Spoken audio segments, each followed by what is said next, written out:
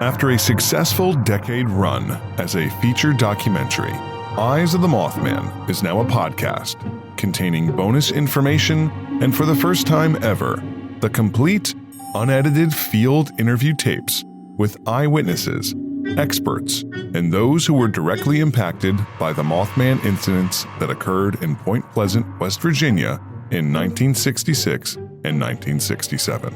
Although this podcast is meant to act as a historical record and an archive of the events that transpired, all material contained here is not for reproduction without the written consent by the copyright holder, Redline Studios, Incorporated. Episode 6 of Eyes of the Mothman, the podcast. This was our interview with John Whitehawk Dailey. I remember a few things about this interview right away. What I remember about him is actually, I'm pretty sure we interviewed Helen, Jay Miller, and then him after. And just not being from out there, and this was back before, every phone had navigation. You would use MapQuest and all these things. I remember, again, just being naive and stupid, scheduling way too much in one day. I think he was in Morgantown, West Virginia, which was nowhere near Ohio State University. And I think we drove 3 hours out to his house. Yeah. And I specifically remember because I was so goddamn tired. You were sitting behind me, and I remember saying, Anastasia, I am literally falling asleep behind the wheel. And you were shaking me so I wouldn't fall asleep. Like, this was a thing that happened. Shaking. It was like so late when we got back. It was like 2 a.m. or something like that. It was exhausting. Yeah. Getting out to him was exhausting. I remember falling asleep behind the wheel and asking you to keep basically kicking me from behind because I think you were sleeping. I'm like, I'm going to get an accident. It was like a 16-hour day. It was brutal. So crazy. And now on the phone, I don't remember how I found him. It was probably through a lot of the Battle of Point Pleasant Native American Studies people would link me to one another. So he's probably somewhere in that mix of the Jay Millers and the Helen Hornback Tanners and the other individuals from that subject that we were tackling. But what I thought was cool, I remember on the phone, and he explains it in the interview how he's connected to Cornstalk, but just the idea that he is by blood a relative of Chief Cornstalk. Now, I remember when we got there, I'm expecting maybe someone with a little bit darker skin, an olive complexion or something, a little bit more native. And then he's essentially kind of he looks like my uncle from Pennsylvania, who's kind of like a Polish white guy. And I remember going, really? This guy's related to Cornstalk? But my favorite thing that happened in the years after, the town started always building these monuments around town, statues of, it started with the Mothman statue, but then eventually they got into building statues for heroes of the wilderness out there. There's the Anne Bailey, female frontiersman who has a statue in town. There's Lord Dunmore. There's all these colonels and soldiers. And eventually they made a Chief Cornstalk statue. And I remember the first time I saw it, I was like, God damn it, that looks like John Whitehawk Dailey. Yeah, I remember that too. We looked at it and we were like, oh my God. I'm like, if that is not John Whitehawk Dailey, I don't know what is. So it was the baseball cap and the Cincinnati Reds t-shirt, I think. I don't think he was used as the mold and model for it, but I do remember there was an absolute resemblance. So I was like, maybe I was wrong. And I remember his wife was super nice. Again, he was there to really talk about Battle of Point Pleasant, curse of Chief Cornstalk, and that subject matter. Do you guys remember anything else outside of that interviewing him? I remember it was a tight space. Yeah, I do. I remember we shot it in his home, right? Yes. Mm-hmm. And I think the thing that I remember was I had the same idea. We're going to be speaking with these Native Americans. And I was expecting to be speaking with a Native American, somebody who looked like a Native American. And when I got there, I'm like, well, how are we going to make this believe? And I think he had a dream catcher. Yeah. And I'm like, well, let's get the dream catcher and put it in the background. So there's something that you can actually give you some impression that... You were disappointed that he didn't live in a teepee? I met him. I said, how? And he didn't. No, but I was just, I honestly was like, is he going to be wearing a headdress? Like, what is going to be happening here? And when you see him, it doesn't scream Native American. No, it screams, but not a Native American.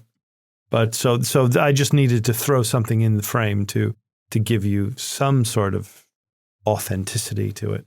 And I remember he had a picture of an owl on his wall. I think we framed that up too. We're like, oh, that's kind of cool. That's a little like a nod to Mothman. But just nice people, good people. I just remember traveling so far for that interview. And sometimes you do that and, you might think, oh, you got to get all this out of one person. My opinion is like, if I can get one sliver of an interesting comment or a piece of information out of somebody, I'll drive 3 hours just to get that one comment. He was used more than just that, but it was a very long interview. Like you interviewed him, it was like 4-hour interview. Well, it was not. It was such a long interview. The tapes say otherwise. I mean, we're about to roll the raw tape, and it's not 4 hours. That just felt because of the drive. We were there then for a very long time. Maybe you weren't rolling on it, but we were there for hours. I believe we drove 3 hours to get to his home, and then of course you got to light everything. Well, that takes hours. There's three of it. The whole process takes forever, and then.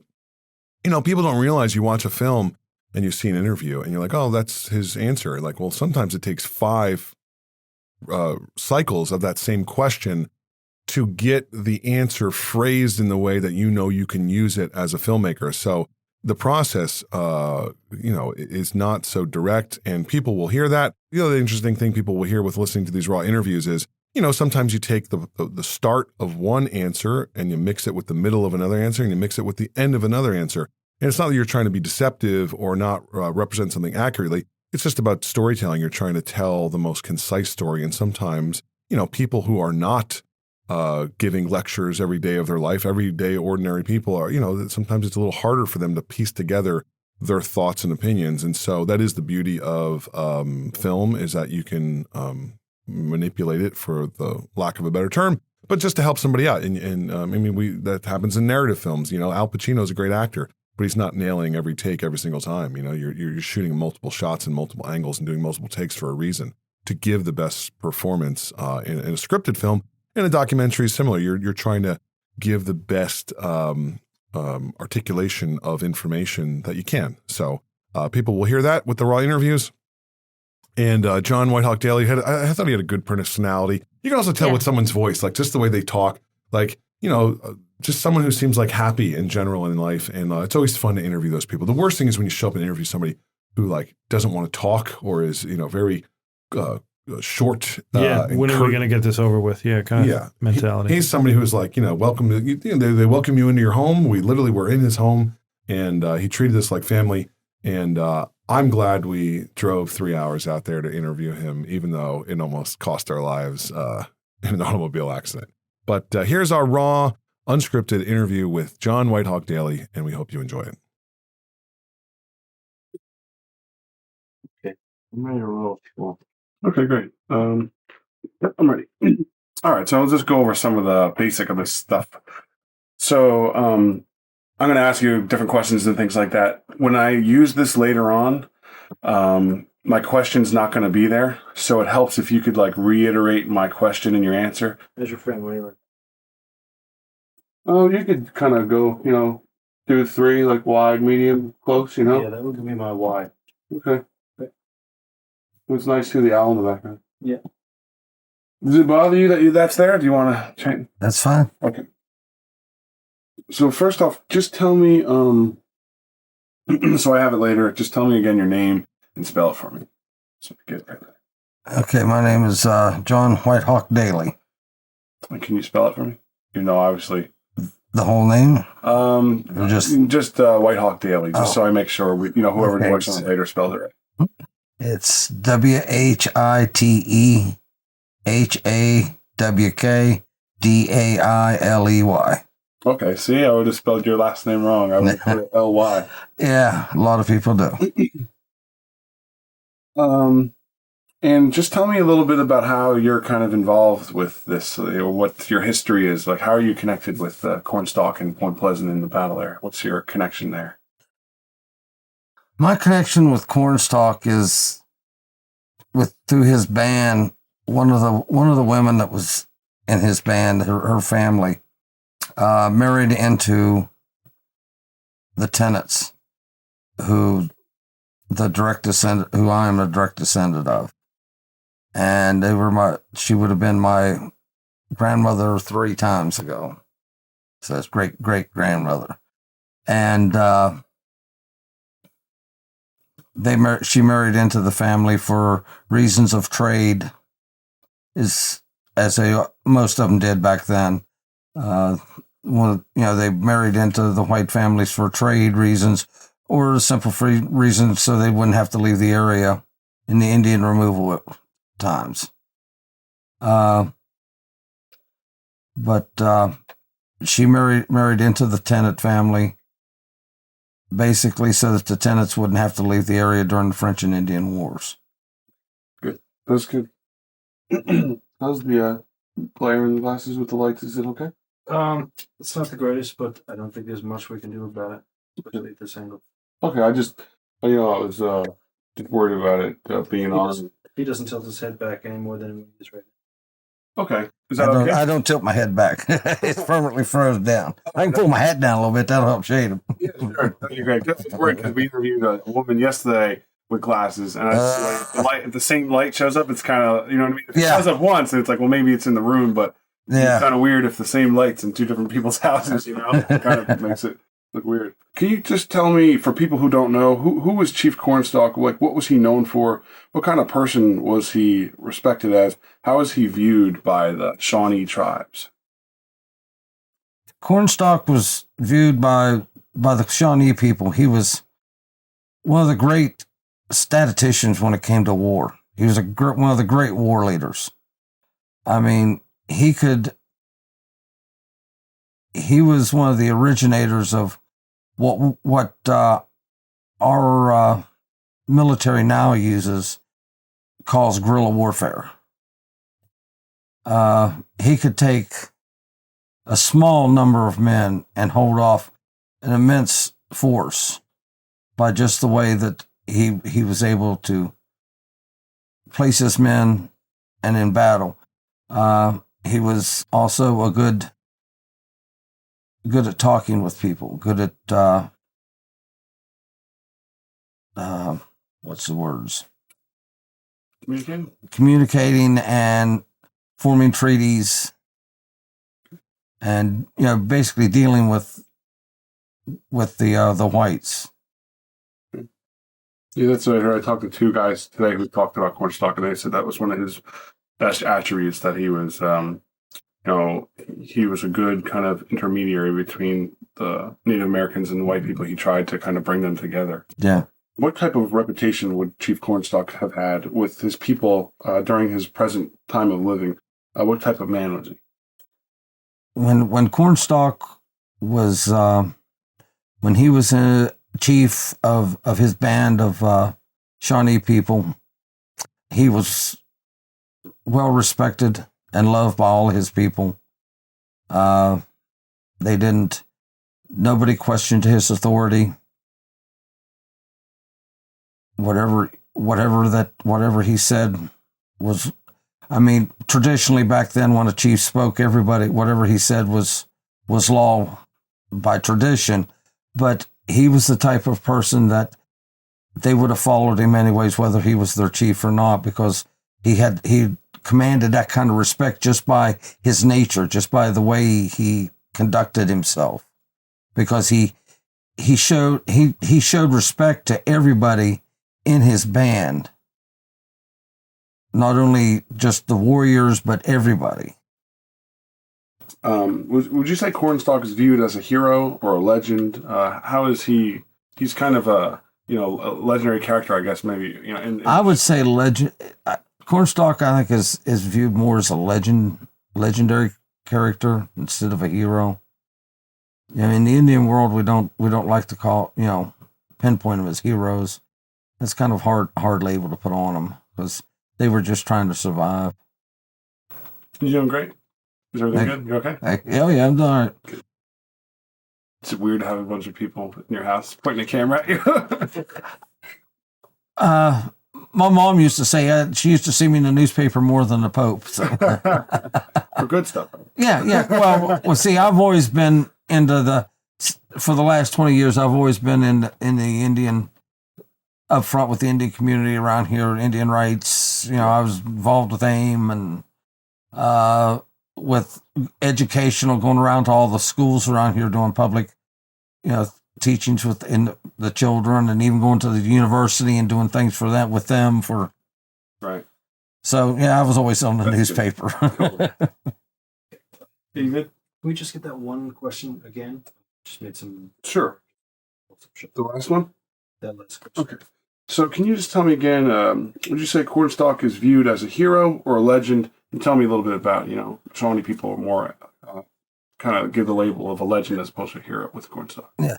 The Shawnee people, they would give Cornstalk more of a legend than as a hero. A hero, that's more, we'll leave that more for the Europeans.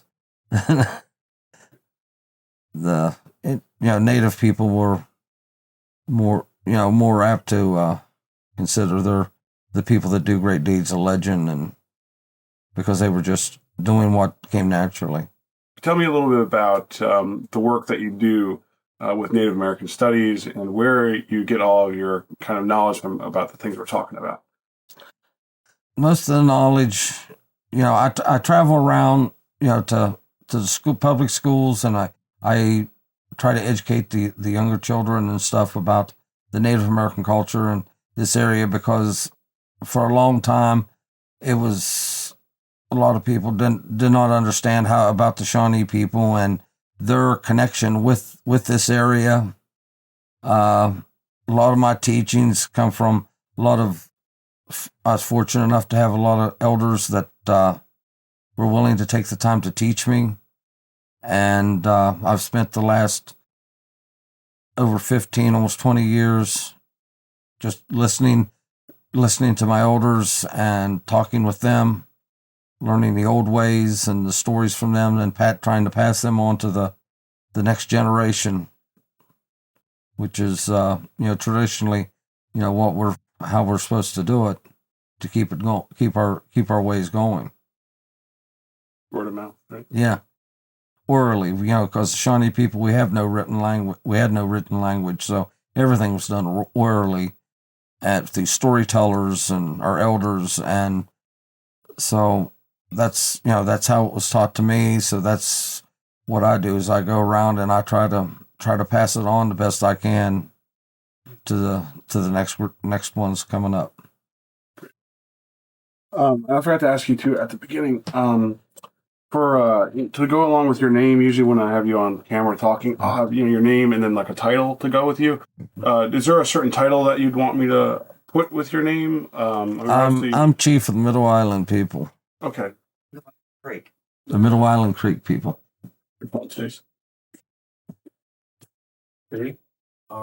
tell me again the title so I have it on the camera. I'm Chief of the Middle Island Creek people. So I want to talk to you a little bit about the Battle of Point Pleasant. Can you tell me what was the Battle of Point Pleasant? What was it over? How did it start? The Battle of Point Pleasant was basically over, as all the battles was the settlers were, wanting more land, and the Shawnee had finally had enough, and the Shawnee, along with the Mingo, Delaware, and Wyandot, and even a few Cherokee and a few other tribes were in on this battle.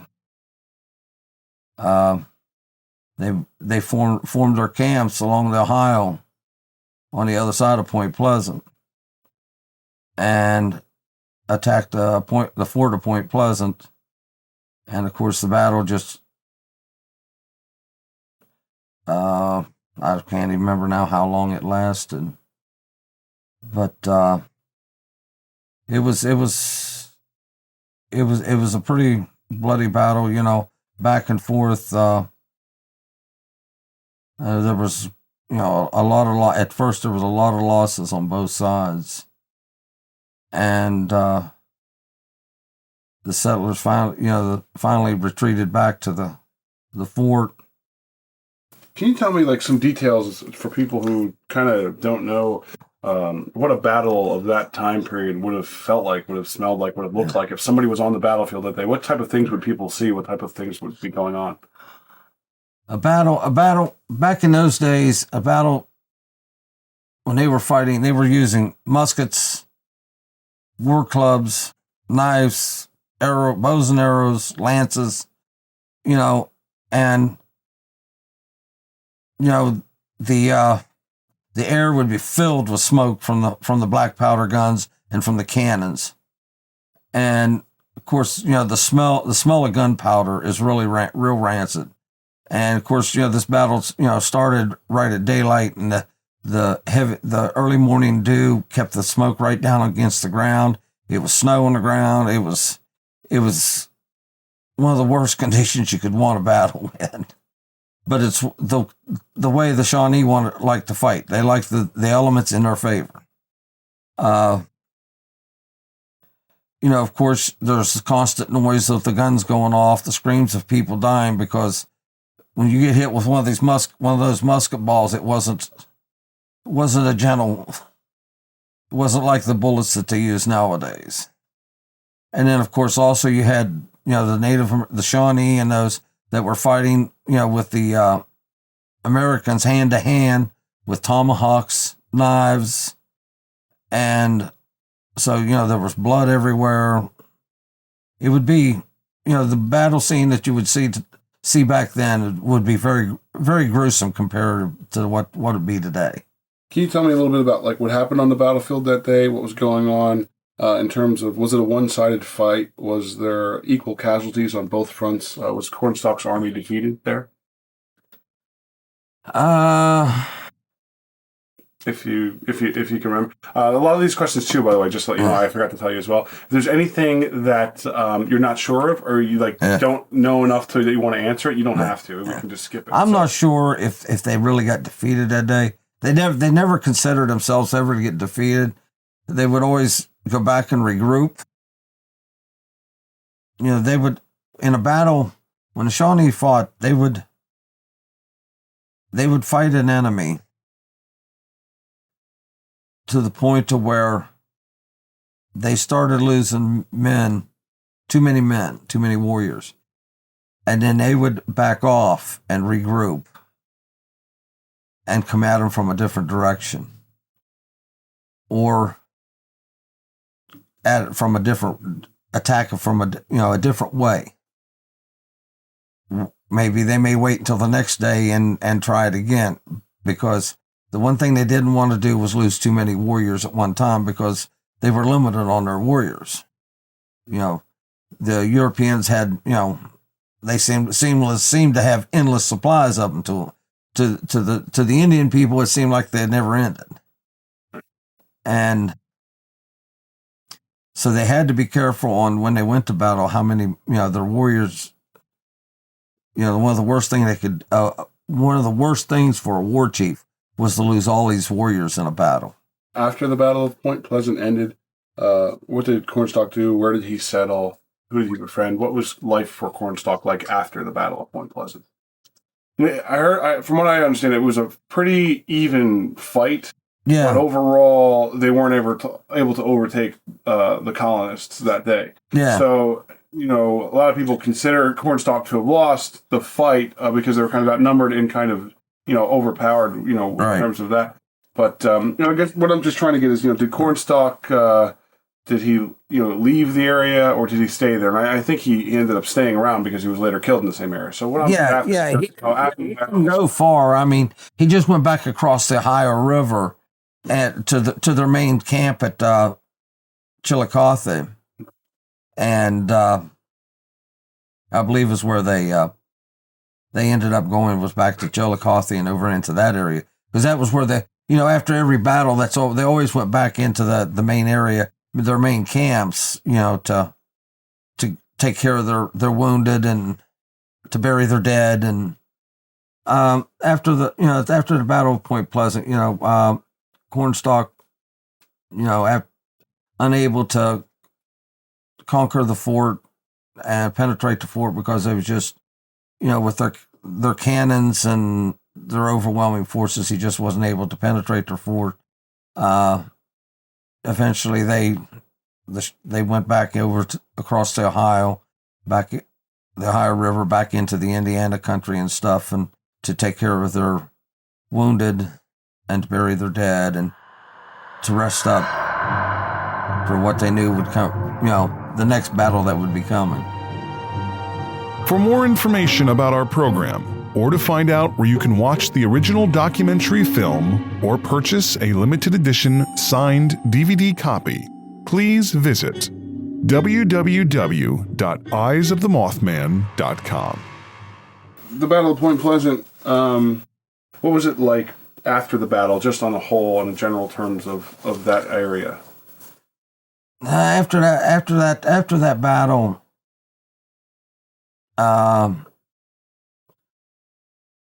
more settlers started moving into the area, and they got a stronger foothold on the Point Pleasant area, and it basically became to the point to where the native people weren't going to be able to get that part of their land back again, and they reinforced the fort. They built the fort stronger, and made it basically impenetrable for the Shawnee and them with their bows and arrows and small amount of firearms that they had. So it basically became part of the European settlements. Do you remember Lord Dunmore? Yeah, Lord Dunmore. Oh, yeah. He, a lot of people think that he kind of manipulated Cornstalk, and that there was a lot of politics and backstabbing and treachery there, where it's kind of, Dunmore was kind of using Cornstalk as a pawn to kind of feud between the white colonists and the Shawnee to kind of, breed some hatred between those people. Lord Dunmore, his main objective was to get the Shawnee people out of the Ohio Valley. That was his main goal, was to get the Shawnee out of the Ohio Valley by whatever means that he could. But he was the type that he didn't want to do the fighting himself. So he was really clever in keeping the problem stirred up between the settlers and the Shawnee people.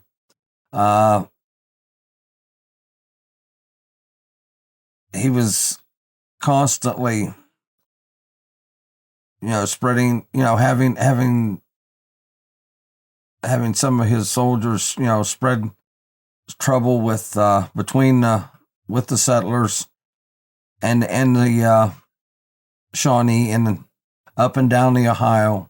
Anything to keep friction between them, so that he could get the reinforcements in there.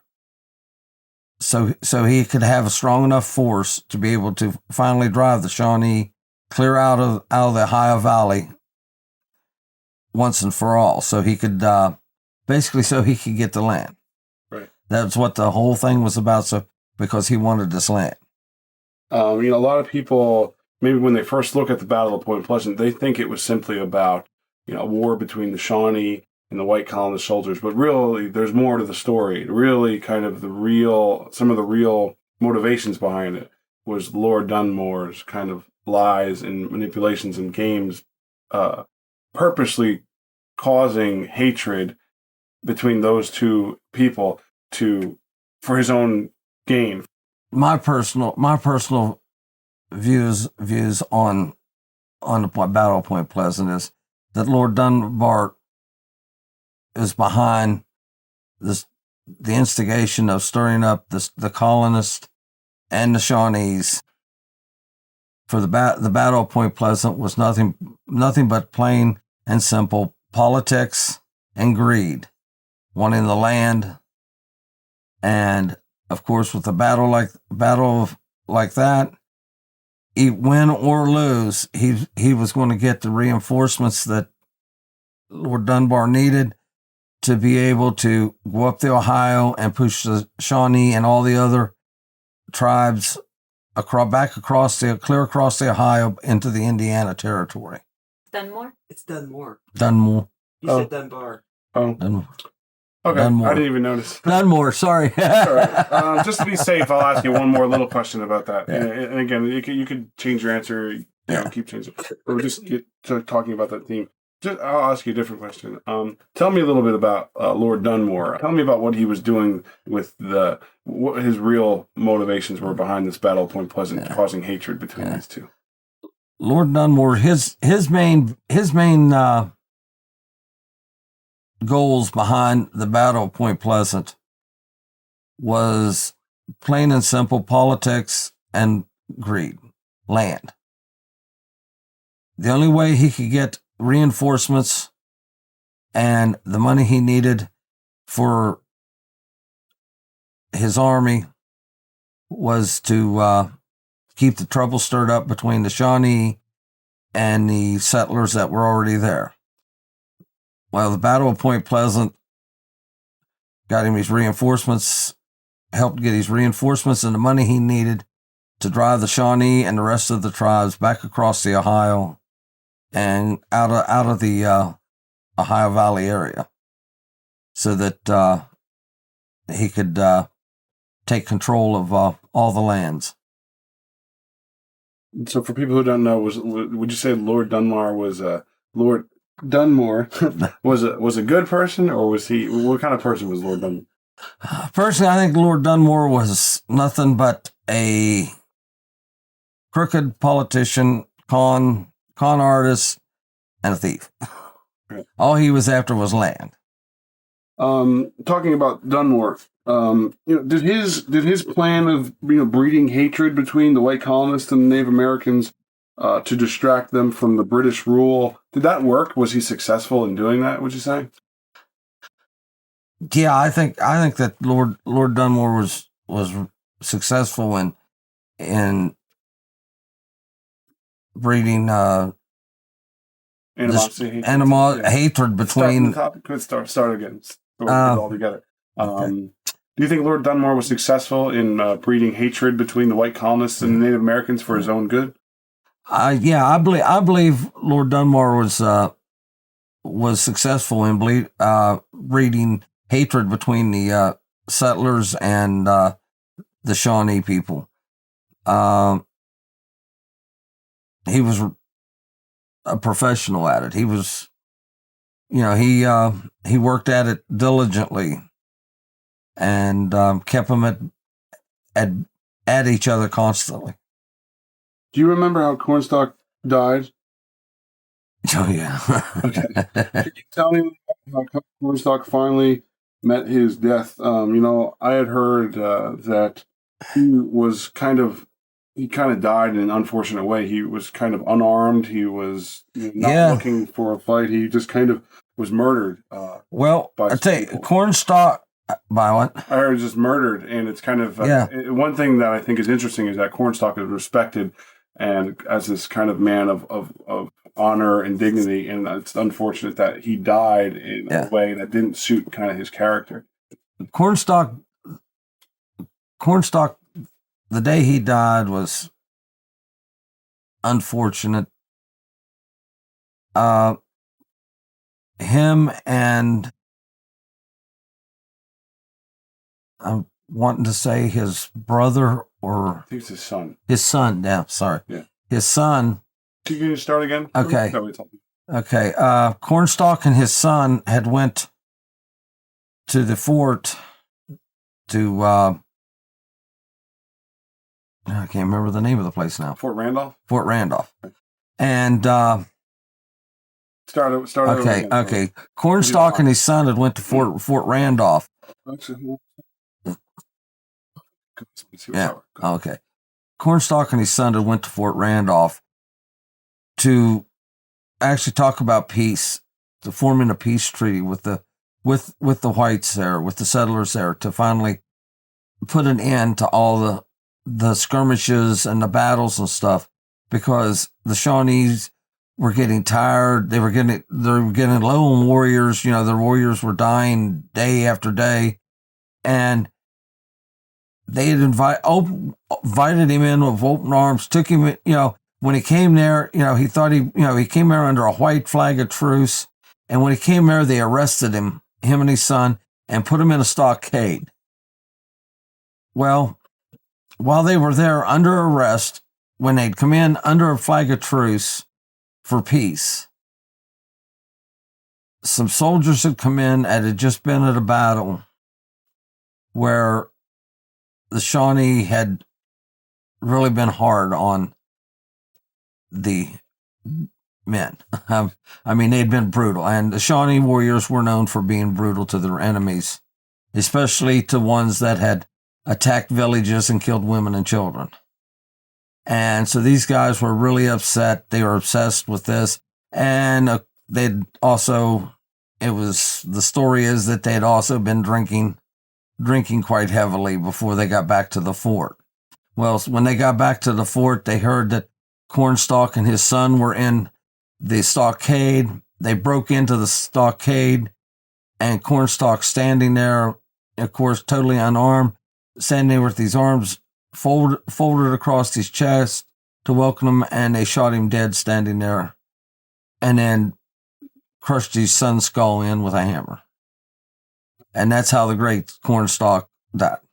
Can you just talk a little bit about how it's unfortunate that, Cornstalk, a man of honor and dignity, his death did not fit the way he should have. His death should have been. His death didn't fit the way he lived his life. Back then, there was no good way of dying. He went there for his people, and he died for his people. Like I said, there's no good way of dying. So the Shawnee people will always remember him for what he did for his people, not for how he died. Since that time period up until today, a lot of people attribute a curse to him on the town. Because a lot of bad things have happened to the town ever since this kind of event transpired. Can you tell me a little bit about that? Tell me about the curse of Cornstalk, according to, if you're familiar with it. What are some of the legends that go with that? Supposedly there's the day when Cornstalk was shot, as he was falling, he pronounced and put a curse on all the whites and the Point Pleasant area, Can you start again? Yeah. The day Cornstalk was murdered, he put a curse on, supposedly they said he put a curse on all the whites and on all the area there in Point Pleasant, and condemned them to all sorts of things that will happen to, supposedly will happen to them, and right as he was dying. So, this is, of course, just stories that were told by the drunken men that had shot him. So there's a curse that goes with Chief Cornstalk. Tell me where that came from, and even people today, what kind of things do they attribute with the curse? There's been fires, there's been floods. Tell me how the curse first came about and what people believe.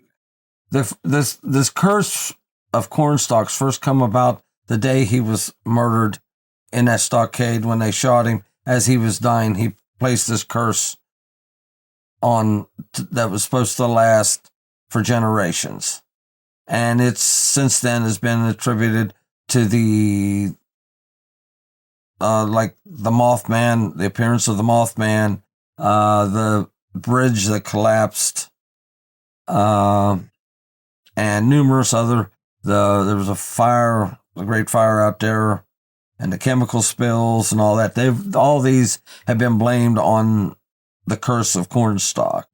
From someone with a Native American perspective, are curses part of the culture? Do they fit in to that lifestyle? Does it make sense that there's a curse attributed with kind of a Shawnee legend? Is that I don't believe in curses. An elder taught me that curses and witchcraft can only hurt you and affect you if you believe in them.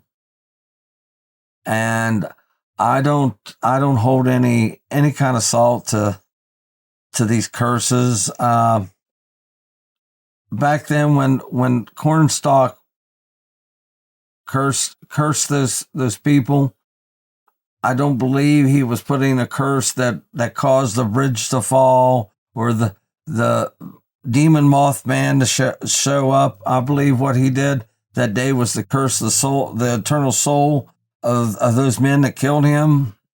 So when they passed over to meet their maker, that they weren't going to meet very, very nice times. A lot of people, we talked about the Mothman. A lot of people, the reason they think the Mothman is related to Cornstalk is because birds play a really prominent role in Native American culture. And a lot of people think that if, a curse would kind of manifest from an Indian background, that it might come as the form of a bird.